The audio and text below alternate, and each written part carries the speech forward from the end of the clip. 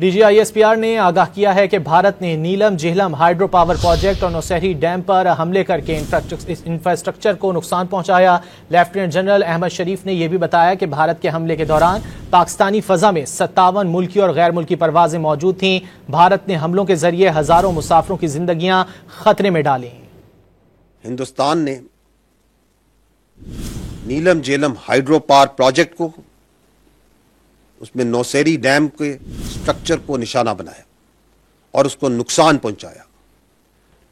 Hydro structures کو نشانہ بنانا ایک ناقابل قبول اور خطرناک ایسکیلیشن ہے۔ بھارت نے جب یہ بزدلانہ کارروائی کی تو اس وقت بہت سی نیشنل اور انٹرنیشنل فلائٹس پاکستان کی ایئر اسپیس میں موجود تھیں، and thousands of civilian passengers' lives were put in grave danger. At that time, there were 57 international flights that were operating inside Pakistan airspace.